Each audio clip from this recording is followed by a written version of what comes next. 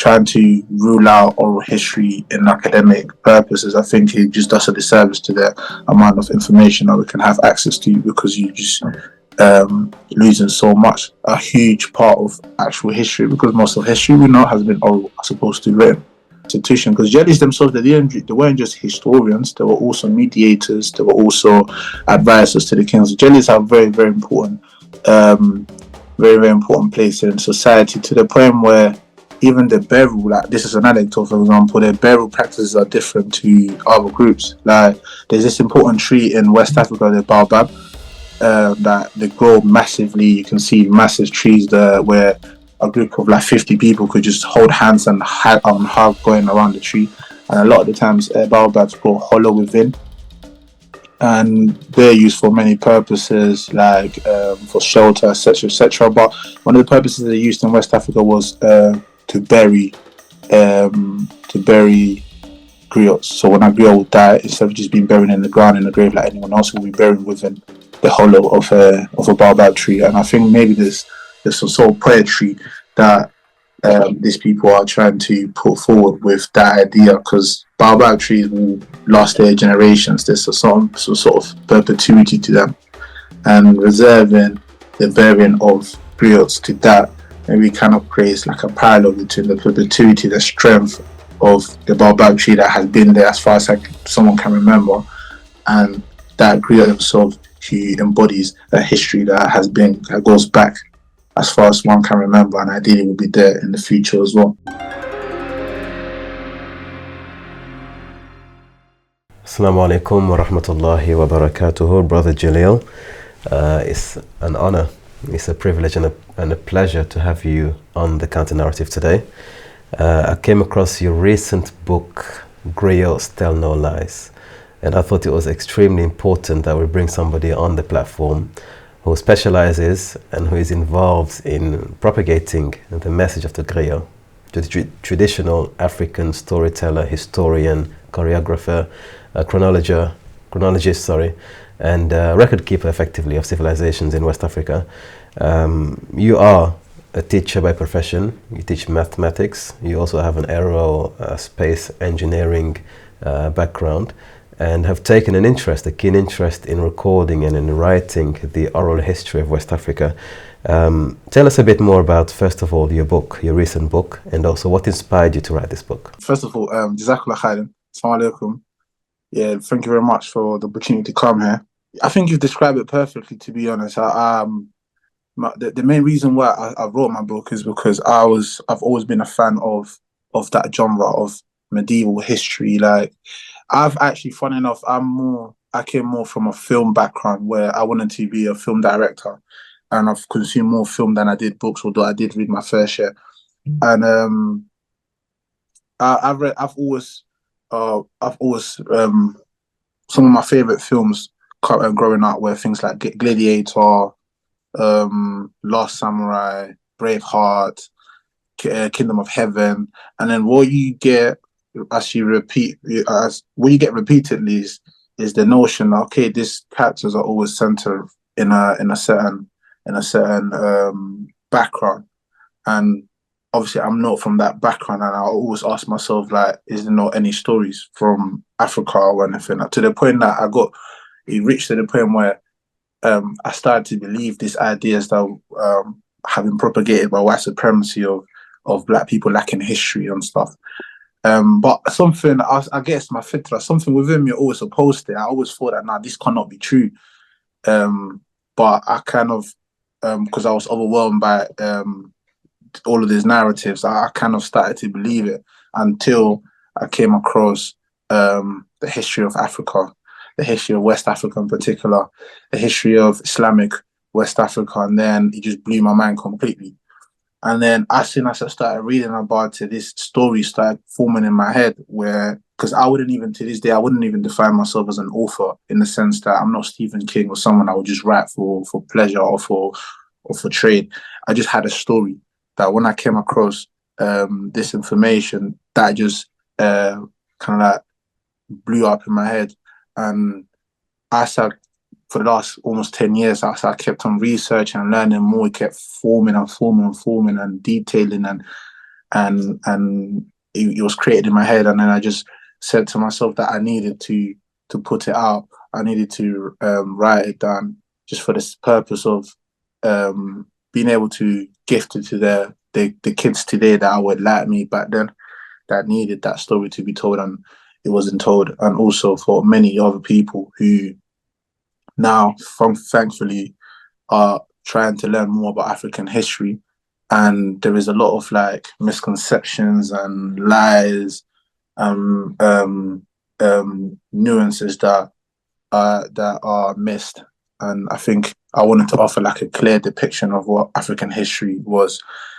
Like you see this common quote that says that slavery is not African history or Black history. It is actually the interruption of Black history. And then this is what my book is about. There's a specific reason why I could have written about other characters, like the time of Samori Toure, for example, and these other people. But there's a reason why I decided to just make sure that it was centered with and exclusively Black people. So there wasn't nothing to do with Europeans or our contact with them, to just define our history based on our source only. And there's a reason why the main character is not like in these films that I've talking to you about like, for example, The Kingdom of Heaven, and recently you got the show Shogun, The Last Samurai. It always depicts like an outsider usually outsider from like a Western background, going into this strange civilization and painting the world through their eyes. There's a specific reason why I picked someone from within Africa, so I could show the world through their eyes and be able to immerse people and get them to actually get like a good notion. So we're no longer judging the past with the lenses of the present, which is a big issue that I have with Afrocentrism and not just Afrocentrism on one side, but also their opponents, the white supremacists and the racists on the other side, using presentism to unfairly judge their past or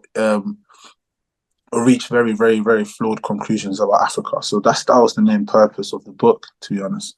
Brilliant. And I think you've actually adapted it to kind of like, it's a very organic, it's a very indigenous, it's a very authentic narration, but also it is, in the way you've depicted it, in the way you've presented it, it's very novel.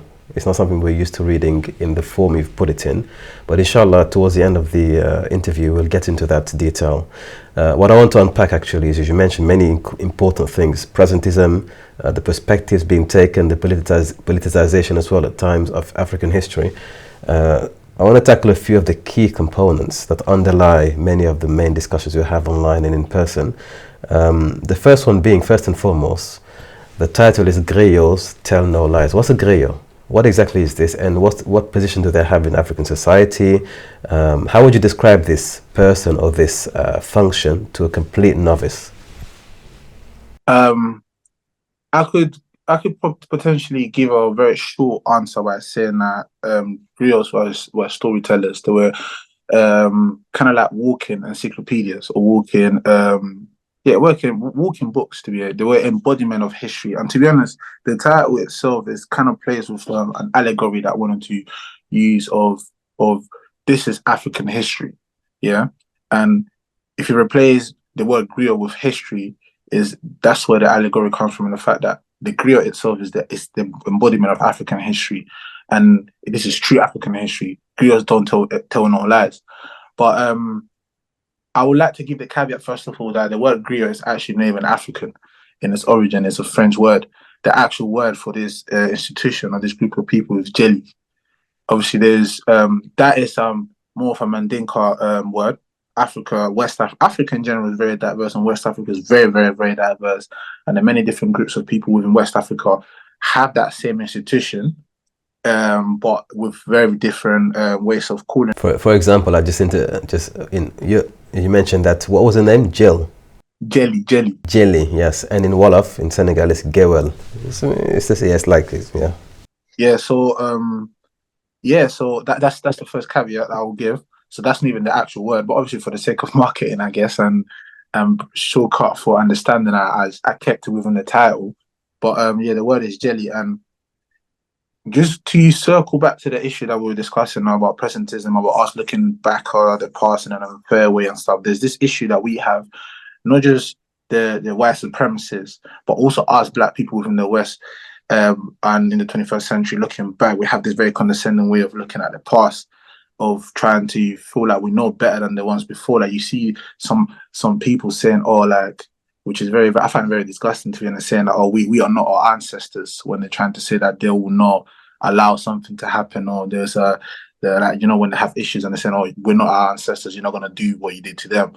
But it's a very, very insulting and condescending way of looking at the past. So to give an answer as to what a griot is or what Jelli is, I like to read you a very short quote from my book, where a Jelli, a griot, is describing themselves, and the actual words that I use are inspired by a very important griot in Mandinka history, which is called Bala Faseke.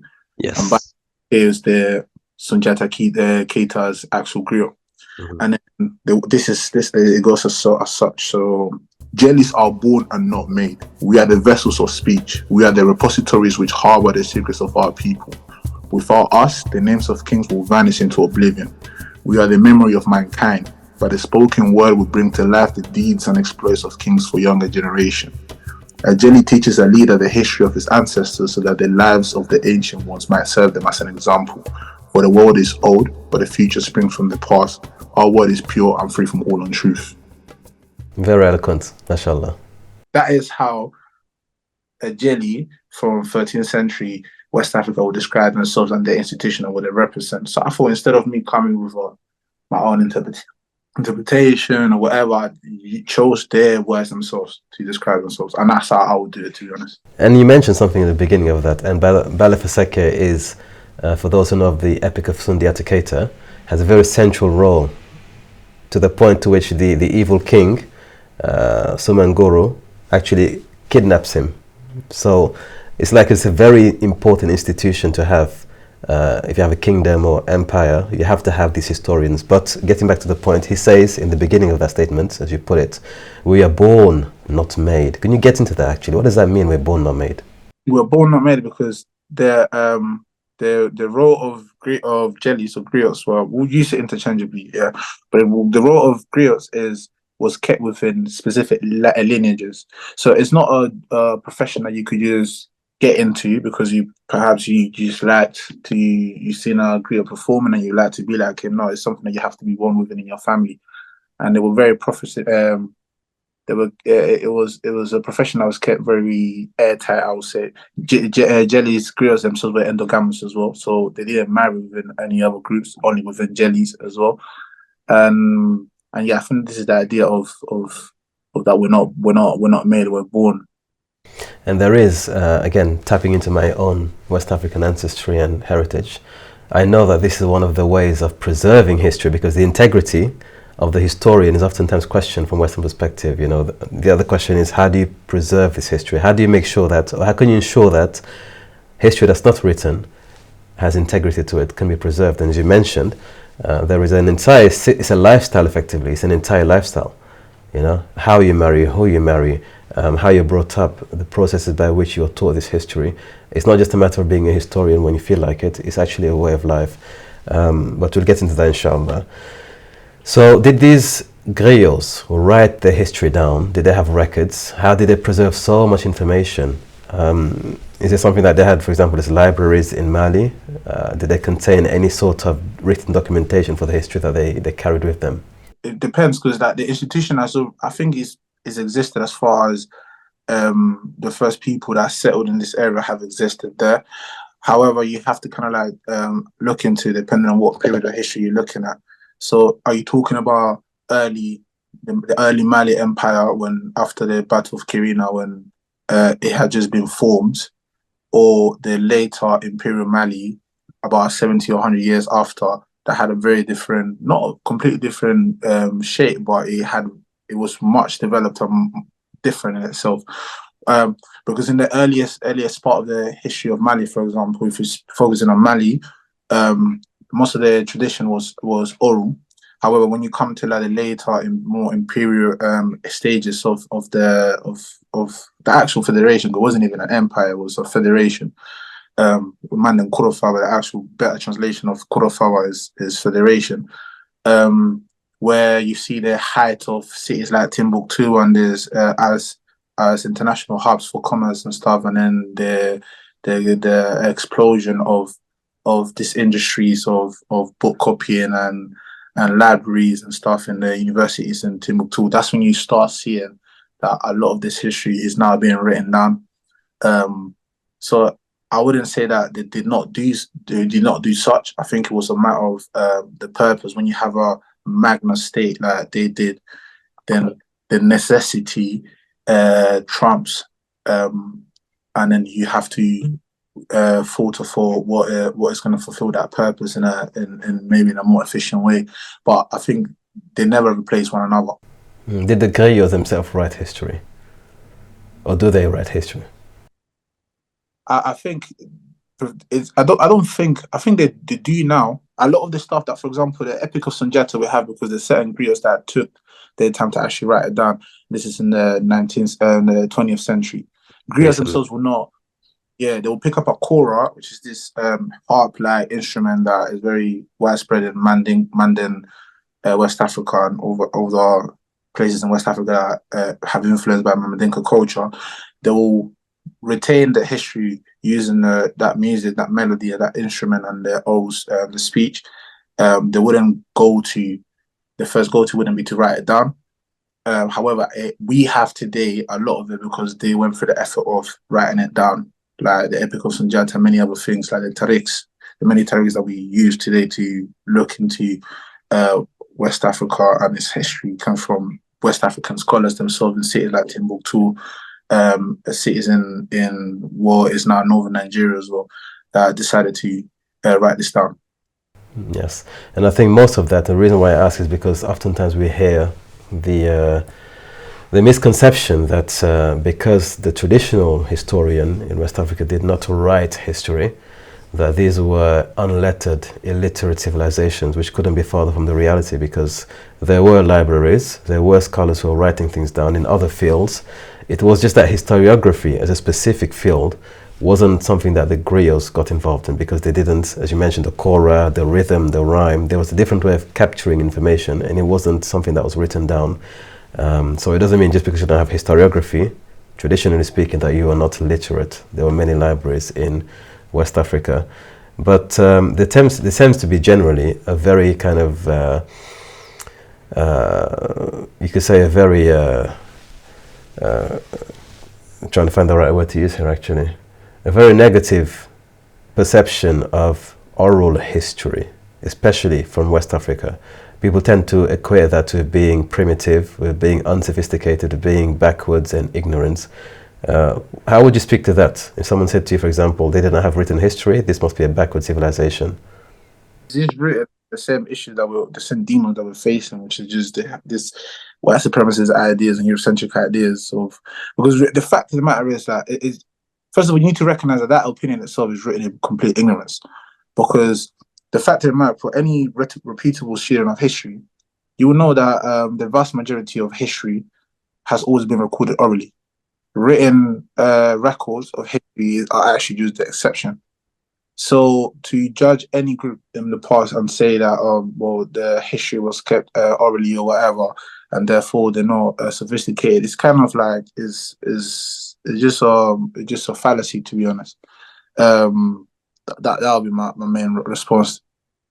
So Malian doesn't have to justify themselves by, or Mandinka doesn't have to justify themselves by preserving the history orally, because that's what everybody used to do. It's only certain traditions that have kind of like been expanded through imperialism and colonialism that have made an expansion of certain religion, for example, that have made oral written history a thing. But even then, for example, in our tradition, for example, coming from a Muslim perspective, oral history has its part, has a very important part. We pride ourselves in this chains of narration that go back to the Prophet Sallallahu.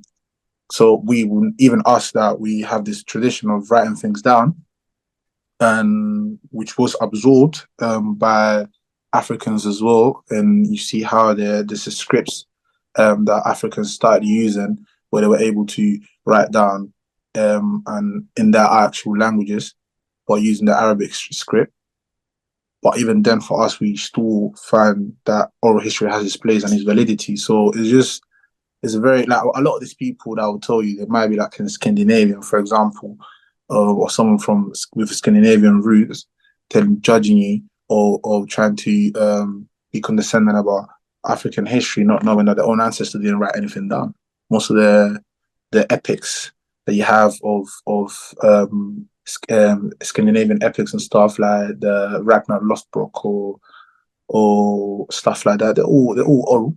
It was only until the Latins began to write these things down, the people that inherited the tradition from the Latins, they did that. The Latins inherited that tradition from the Greeks and the Hellenics, and the Hellenics inherited it from that section, that area of that's now called the Middle East, and a lot of it also came from ancient Egypt.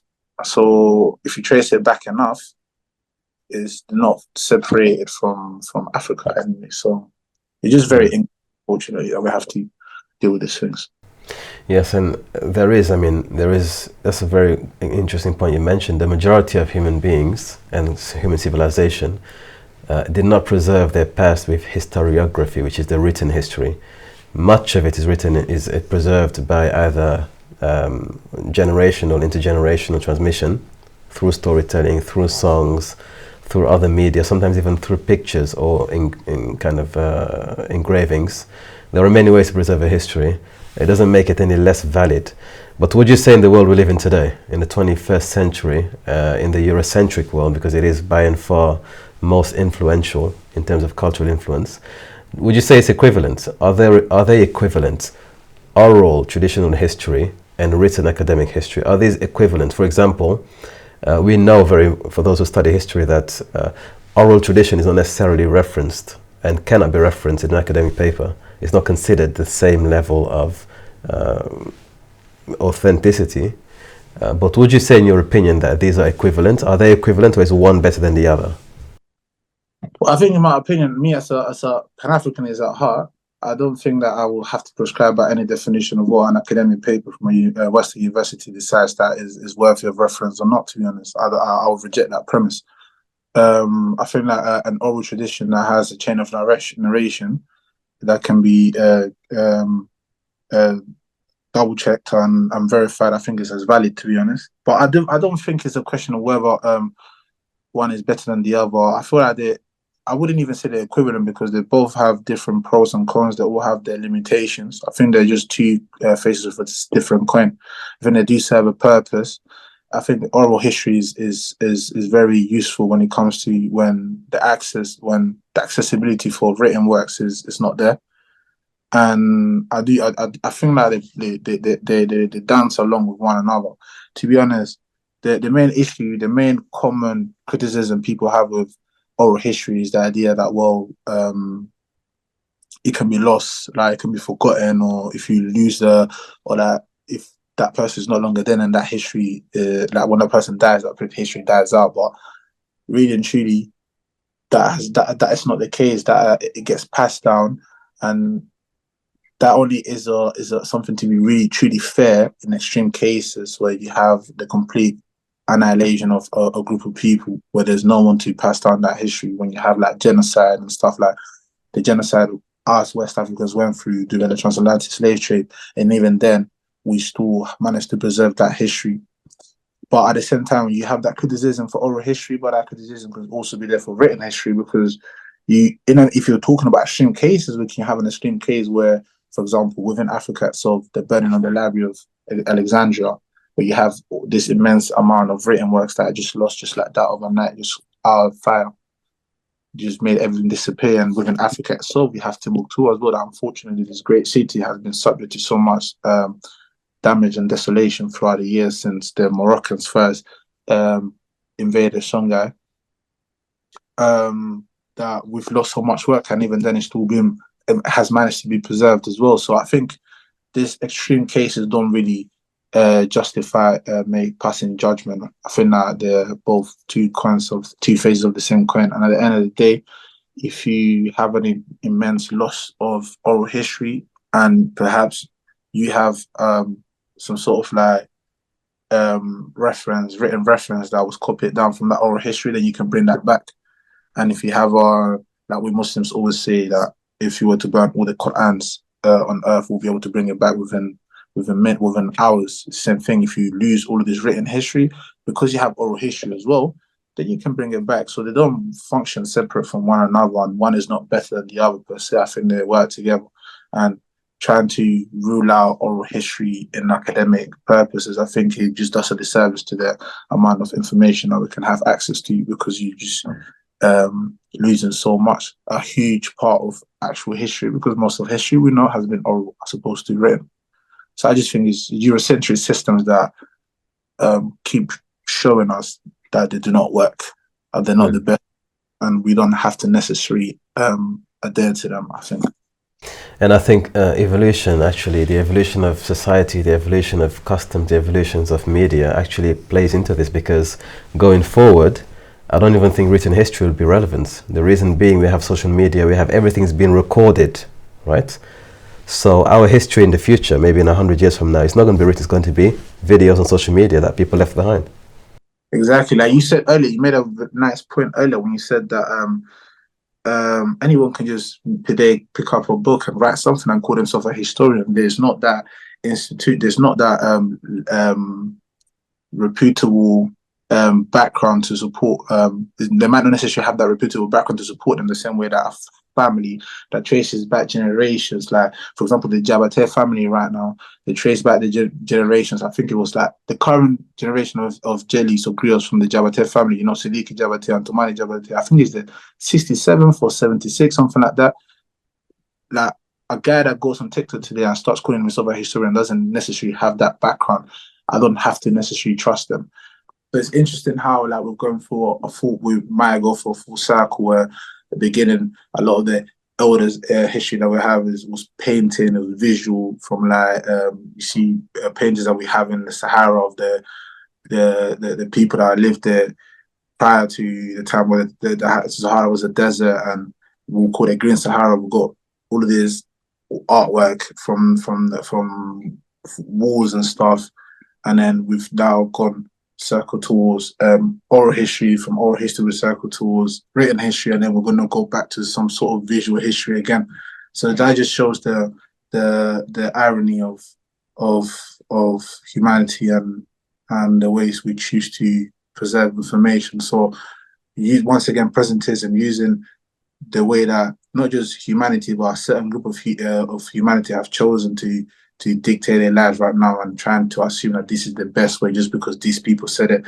I don't necessarily have to accept their viewpoint as the best one. Like they're all humans, they're all flawed. Why? It's because a white man said that this is the best way of dealing with history. It has to be like that.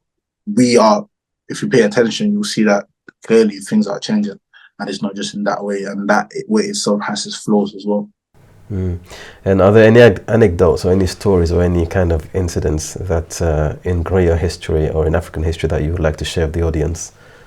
I think it's very I think everyone should read the Epic of Sunjata. I think it's a very compelling story, and I feel like you get a very good idea of what of history and what griots were. Families of griots didn't just exist. Families of griots were all connected to another family from the ruling class. Because a griot didn't tell their stories of farmers or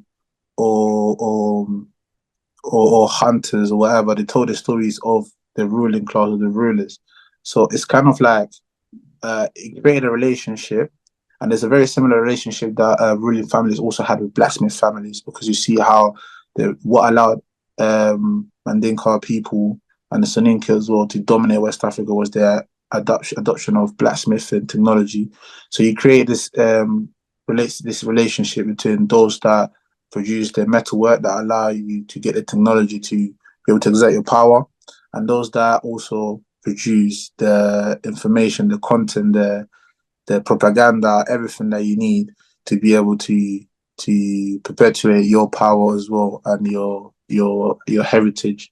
So you started seeing a relationship from very early in this tradition of a ruler needing his Jelli, and a ruler without a Jelli was not a true ruler. It's not, they were missing this very important component, because then again, like the quote said, the Jellies kept the exploits. They preserve the exploits of those that came before. So without a Jelli to be able to tell your story, then you're nothing. As soon as you die, everything about you dies and your lineage dies. So I think that's a very compelling aspect to look into and realize the importance of this institution. Because Jellies themselves, they weren't just historians; they were also mediators. They were also advisors to the kings. Jellies have very, very important, very, very important place in society, to the point where even the burial, like this is an anecdote, for example, their burial practices are different to other groups. Like there's this important tree in West Africa, the baobab, that they grow massively. You can see massive trees there where a group of like 50 people could just hold hands and hug going around the tree. And a lot of the times, baobabs grow hollow within, and they're used for many purposes, like for shelter, etc., etc. But one of the purposes they used in West Africa was to bury griots.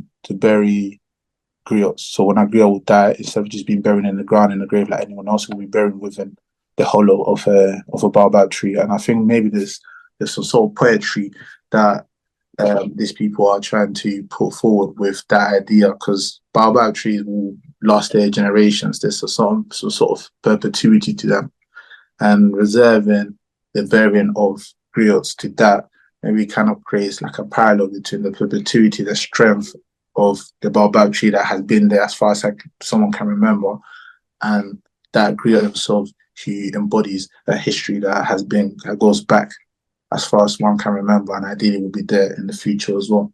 I think when I was doing my research and I came across that practice, that's something I also tried to. If you read the book, there's that you'll see that as well. That practice is also reflected in the book, and many of these things that I've mentioned, they're not. Then again, the book is not like it's not a book of history. It's still fiction. It's still dramatization of fiction. But what I've tried to do is get all of these anecdotes, all these bits of information, all of these caveats, and then put them in the backdrop of the story.